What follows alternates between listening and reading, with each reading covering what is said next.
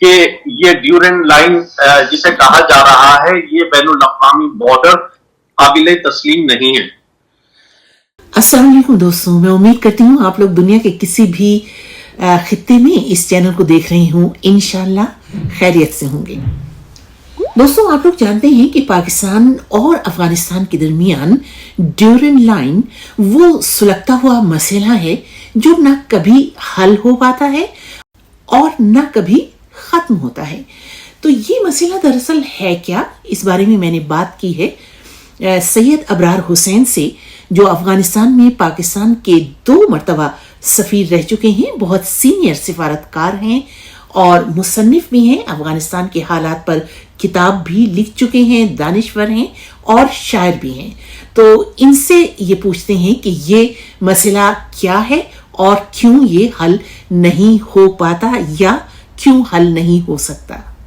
پاکستان نے، میں جانتی ہوں کہ بہت کوشش کی، جس زمانے میں ملا عمر ایک طرح سے حاکم تھے، وہاں انچارج تھے افغانستان کے، چاہا کہ یہ ڈیورنڈ لائن کا مسئلہ طے ہو جائے مگر نہیں ہو سکا، اور ملا عمر بھی اس پہ تیار نہیں ہوئے۔ اس موضوع پہ کبھی آپ کی ملا عمر سے بات ہوئی؟ کیا ان کا کیا کہنا تھا؟ جی نہیں، اس موضوع پہ میری بالمشافہہ کبھی ان سے بات نہیں ہوئی، لیکن عمومی طور پہ میں عرض کر دوں کہ ڈیورنڈ لائن کا پاکستان کے لیے تو ایک سیٹلڈ ایشو ہے، ہمارے نزدیک یہ انٹرنیشنل بارڈر ہے۔ افغانستان جو ہے وہ فار ڈومیسٹک ریزنز اس کو ایشو بنائے رکھتا ہے اور اس کو انٹرنیشنل بارڈر ماننے پہ تیار نہیں ہے۔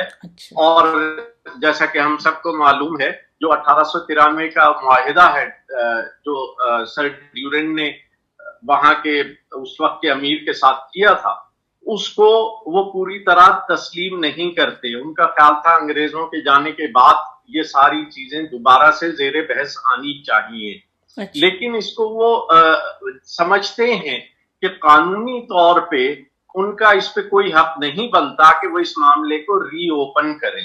اگر انہیں تھوڑی بہت بھی یہ